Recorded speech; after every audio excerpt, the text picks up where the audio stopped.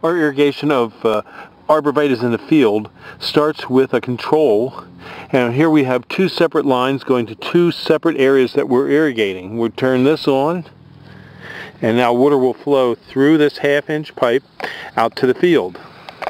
This is a field of arborvitaes that we just recently planted in the middle of the summer. It's July 20th.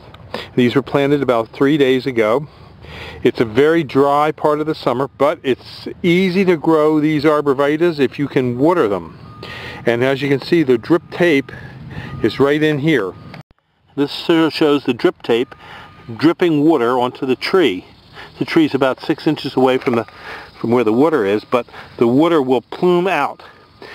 This water is dripping at every 2-foot interval down along the line.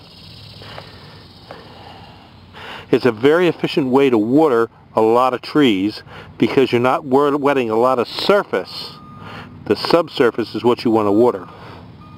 When we're watering arborvitaes or other trees that we've planted, one garden hose can usually water approximately 500 trees easily.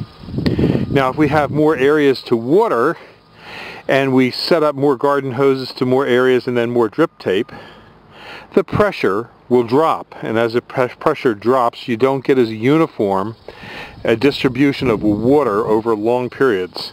This particular field is about 150 yards long and there's over 500 arborvitaes in it. So you can see it does a very good job of watering. And we usually do 2 or 3 sections at a time from one well.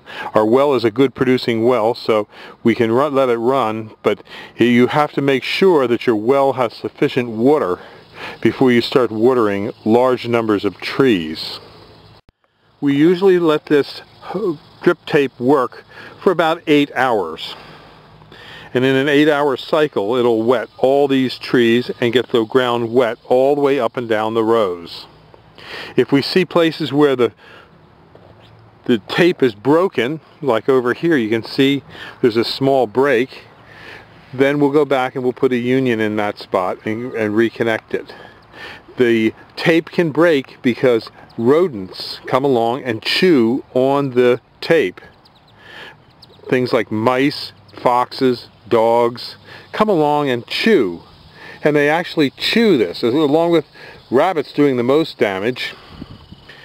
And we find that we have to repair these about once a week. We go over our lines.